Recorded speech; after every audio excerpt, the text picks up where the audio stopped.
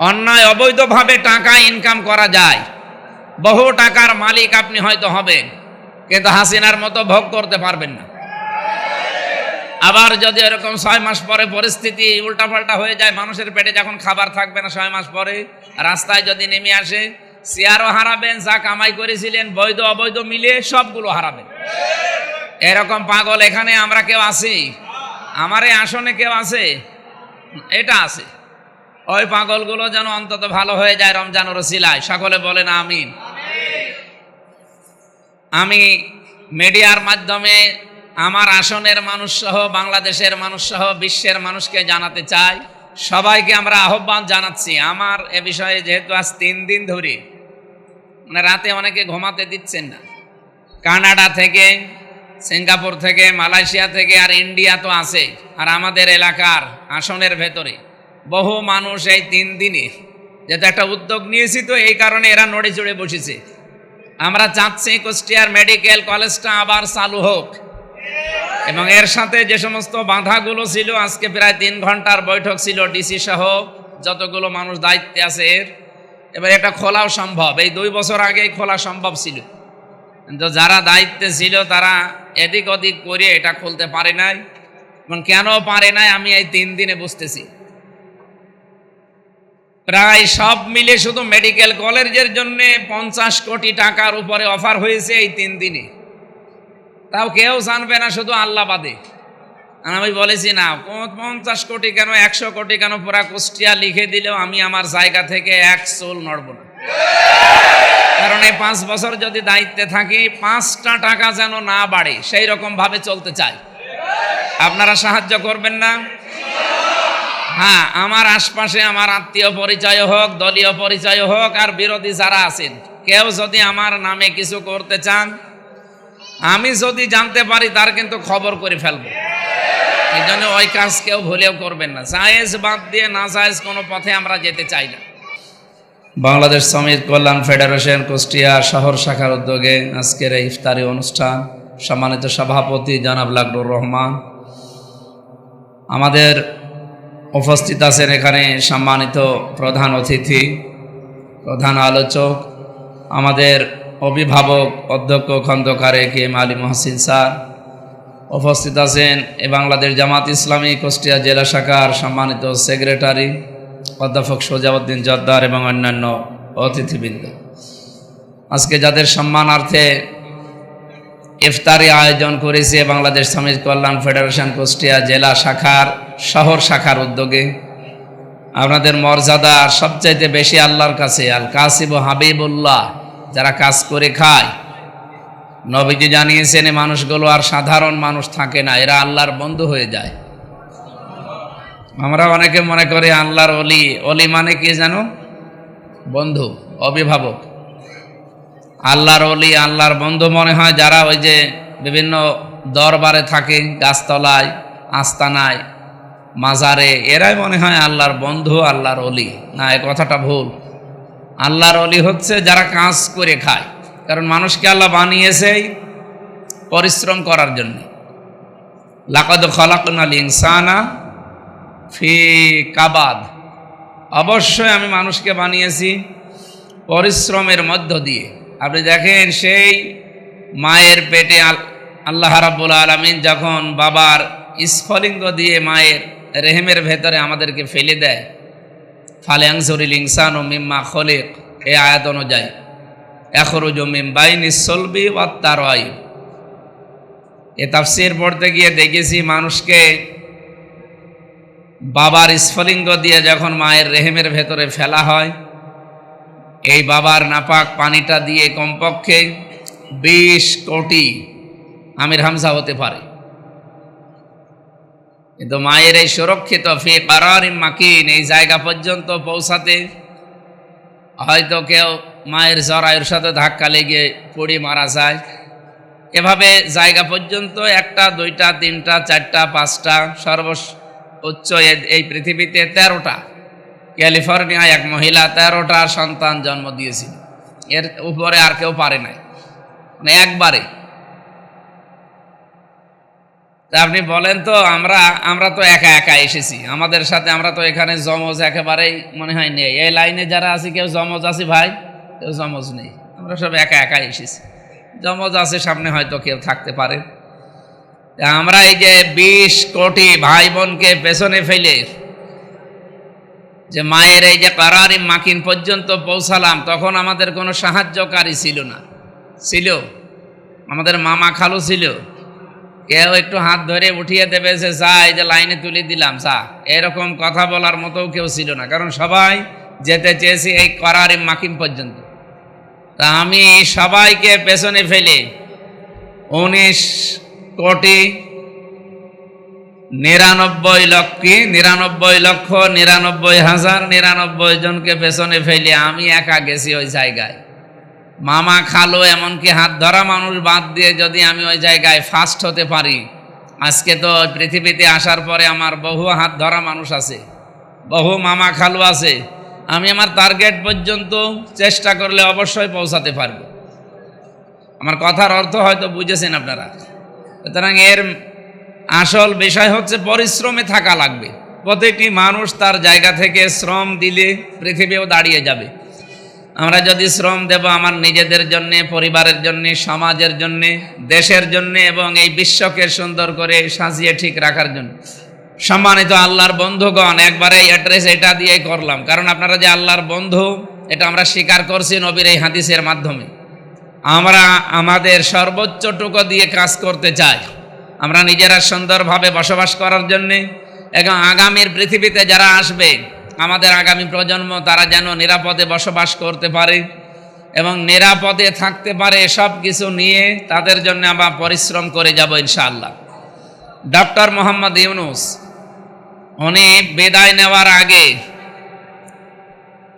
এই দেশে 6 মাসের খাবার রেখে গেছে। 6 মাস চলতে পারবে এই খাবার দিয়ে বাংলাদেশ।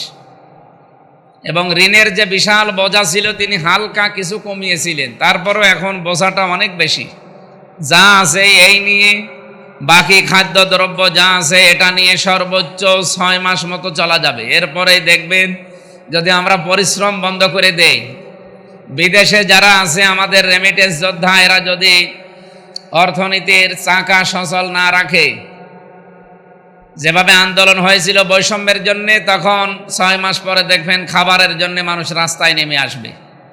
এই জন্য এই বিষয়টা খুব জরুরি দরকার। আমার মনে হয় যারা দায়িত্বে আছে, সরকারে আছে, তাদের উচিত জুলাই সনদকে বাস্তবায়নের জন্যে, কারণ আবার যদি জুলাই আগস্ট চলে আসে কারোর কপালে কিন্তু কপালই ভালো হবে না। যে 1,500 গেছে, এবার আবার হয়তো 5,000 যাবে, নাই 10,000 যাবে। যে চেয়ারে বসে আছে চেয়ারেও থাকতে পারবেন না। বিদেশে যে প্রভুরা একটু এদিক ওদিক দিয়ে বাতাস দিচ্ছে, সে বাতাসটাও থাকবে না।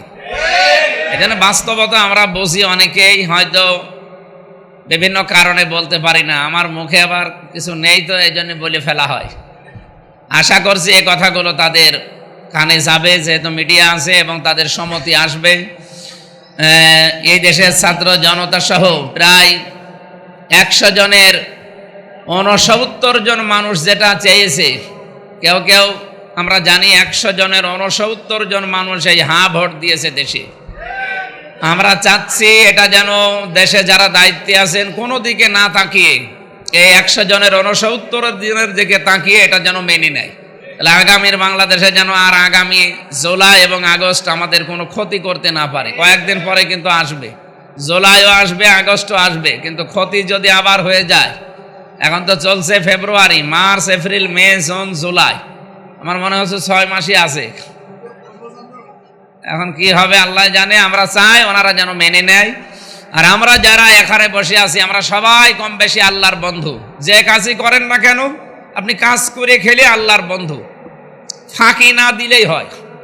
মানুষকে এই যে ফাঁকি দেওয়া, এরপরে বাংলা কথা বাটপারি করা, চিটারি বাটপারি করে যেভাবেই হোক তার কাছ থেকে টাকা পয়সা খাওয়া এবং মানুষকে ফাঁকি দিয়ে খাওয়া, এগুলো সব শয়তানের কাজ। আমরা আল্লাহর বন্ধু, শয়তানের কাজ করতে আমরা পারি। এই জন্য যে যেখানে আছেন, আমার আসনের ভেতরে আমি চাইবো অন্য আসনের হিসাব তো আর আমার দেওয়া লাগবে না, আমার আসনের হিসাব আমারে দেওয়া লাগবে। যেন আমার সাফ কথা আমরা কেউ যেন এভাবে মানুষকে বিপদে ফেলে উপায় না করি। প্রত্যেকটা জায়গার জন্যে, একেবারে আদালত থেকে শুরু করে সুইপার পর্যন্ত আমাদের এই আসনের ভেতরে যারা আছে প্রত্যেকেই চায় তার জায়গা মতো নিজ জায়গায় সে যেন পরিশ্রম করে, কাজ করে খায়। কাউকে আমরা ফাঁকি দিতে চাই না, কাউকে অন্তত এই দেশে বিপদে ফেলতে চাই না। অন্যায় অবৈধভাবে টাকা ইনকাম করা যায়, বহু টাকার মালিক আপনি হয়তো হবেন, কিন্তু হাসিনার মতো ভোগ করতে পারবেন না। আবার যদি এরকম 6 মাস পরে পরিস্থিতি উল্টাপাল্টা হয়ে যায়, মানুষের পেটে যখন খাবার থাকবে না 6 মাস পরে, রাস্তায় যদি নেমে আসে, চেয়ারও হারাবেন, যা কামাই করেছিলেন বৈধ অবৈধ মিলে সবগুলো হারাবেন। এরকম পাগল এখানে আমরা কেউ আছি? আমার এই আসনে কেউ আছে? এটা আছে। ওই পাগলগুলো যেন অন্তত ভালো হয়ে যায় রমজানের ওসিলায়। সকলে বলেন আমিন। আমি মিডিয়ার মাধ্যমে আমার আসনের মানুষ সহ, বাংলাদেশের মানুষ সহ, বিশ্বের মানুষকে জানাতে চাই, সবাইকে আমরা আহ্বান জানাচ্ছি। আমার এ বিষয়ে যেহেতু আজ 3 দিন ধরে মানে রাতে অনেকে ঘুমাতে দিচ্ছেন না, কানাডা থেকে, সিঙ্গাপুর থেকে, মালয়েশিয়া থেকে, আর ইন্ডিয়া তো আছে, আর আমাদের এলাকার আসনের ভেতরে বহু মানুষ এই 3 দিনে যেহেতু একটা উদ্যোগ নিয়েছি, তো এই কারণে এরা নড়ে চড়ে বসেছে। আমরা চাচ্ছি কুষ্টিয়ার মেডিকেল কলেজটা আবার চালু হোক, এবং এর সাথে যে সমস্ত বাধাগুলো ছিল, আজকে প্রায় 3 ঘন্টার বৈঠক ছিল ডিসি সহ যতগুলো মানুষ দায়িত্বে আছে এবার এটা খোলাও সম্ভব। এই 2 বছর আগেই খোলা সম্ভব ছিল, কিন্তু যারা দায়িত্বে ছিল তারা এদিক ওদিক করে এটা খুলতে পারে নাই। এবং কেন পারে নাই আমি এই 3 দিনে বুঝতেছি। প্রায় সব মিলে শুধু মেডিকেল কলেজের জন্য 50 কোটি টাকার উপরে অফার হয়েছে এই 3 দিনে, তাও কেউ জানবে না, শুধু আল্লাহ বাদে। আমি বলেছি না 50 কোটি কেন, 100 কোটি কেন, পুরা কুষ্টিয়া লিখে দিলেও আমি আমার জায়গা থেকে এক চুল নড়ব না। কারণ এই 5 বছর যদি দায়িত্বে থাকি, 5টা টাকা যেন না বাড়ে সেই রকম ভাবে চলতে চাই। আপনারা সাহায্য করবেন না? হ্যাঁ, আমার আশপাশে আমার আত্মীয় পরিচয় হোক, দলীয় পরিচয় হোক, আর বিরোধী যারা আছেন, কেউ যদি আমার নামে কিছু করতে চান, আমি যদি জানতে পারি তার কিন্তু খবর করে ফেলবো। এই জন্য ওই কাজ কেউ ভুলেও করবেন না। জায়েজ বাদ দিয়ে না জায়েজ কোনো পথে আমরা যেতে চাই না। আল্লাহ রাব্বুল আলামিন ভালো কাজে যদি আমরা থাকি, অবশ্যই তিনি আমাদেরকে সাহায্য সহযোগিতা করবেন, এটা আমাদের ঈমানের বিশ্বাস। আমরা এগিয়ে যেতে চাই সবাইকে নিয়ে। আসেন, সব অন্যায়, অবৈধ, হারামি, হারাম কাজ বাদ দিয়ে অন্তত বৈধ পথে চলতে থাকেন। একটা মানুষের চলতে খুব বেশি লাগে না। এই যে আপনারা যারা শ্রমিক, এত অল্পেই তুষ্ট হয়ে যান, অনেক আহামরি কিছু লাগে না। সুতরাং যাদের আহামরি কিছু লাগে তারা এই জেলা থেকে, এই আসন থেকে বের হয়ে অন্য কোনো জায়গায় করবে। আমরা চেষ্টা চালাবো সঠিক থাকার। আল্লাহ যেন আমাদেরকে সাহায্য করেন এবং সহযোগিতা করেন। আল্লাহুম্মা আমিন। রব্বানা আতিনা ফিদ দুনিয়া হাসানা ওয়া ফিল আখিরাতি হাসানা ওয়া কিনা আযাবান নার ওয়া আদখিলনাল জান্নাতা মা'আল আবরার ইয়া আজিজ ইয়া গফফার ইয়া রাব্বাল আলামিন। আল্লাহ বাংলাদেশ শ্রমিক কল্যাণ ফেডারেশন কুষ্টিয়া শহর শাখার উদ্যোগে আজকের এই অনুষ্ঠান কবুল করো। যত মানুষ ইফতারি করছে, প্রতিটি রোজাদারের সওয়াব, এক একটা সওয়াব তুমি যারা দায়িত্বে আছে তাদের আমলনামায় পৌঁছিয়ে দাও। শ্রমিকদের যে মর্যাদা, যে অধিকার তোমার নবী এবং তুমি দিয়েছো, এগুলো আমরা বাস্তবে দেখতে চাই। আমাদের কুষ্টিয়া জেলায়, আমাদের আসনের ভেতরে অন্তত এগুলো আমরা যেন দিতে পারি, সেই তৌফিক আমাদের ভিক্ষা দাও। রমজান এসেছিল যে উদ্দেশ্যে, আমরা এখনো অনেকেই সে উদ্দেশ্য সাধন করতে পারি নাই। রমজানের উসিলায় সে উদ্দেশ্যকে সফলতার স্বর্ণ শিখরে পৌঁছিয়ে দাও। আজকের অনুষ্ঠানের যারাই দায়িত্বে আছে, প্রত্যেকটি মানুষকে তুমি দ্বীন ইসলামের জন্যে রমজানের উসিলায় কবুল এবং মঞ্জুর করে নাও। তোমার নবী জানিয়েছেন, যে যে কাজ করে খায় তারা আল্লাহর বন্ধু হয়ে যায়। তোমার এই বন্ধুদেরকে কিয়ামতের দিন তুমি হাবিব বলে দয়া করে ডাক দিও। আমাদের জীবনের অভাব আছে, আল্লাহ তুমি আমাদের অভাবগুলো দূর করে দাও। আমাদের অনেকের যাদের কর্মজীবন নেই, জায়েজ এবং হালাল পন্থা একটা সুন্দর কর্মজীবন, পরিচ্ছন্ন জীবন তুমি দান করো। যারা যেখানে যে অবস্থায় অসুস্থ আছে, অনেকেই দোয়া চায়। ইফতারের আগে দোয়া কবুল হয়, আমরা দোয়া করছি, আমাদেরকে শেফায়ে কামেলা আজেলা নসিব করে দাও। বারাকাল্লাহু লানা ওয়া লাকুম ফিল কোরআনিল আযীম। আলহামদুলিল্লাহি রাব্বিল আলামিন।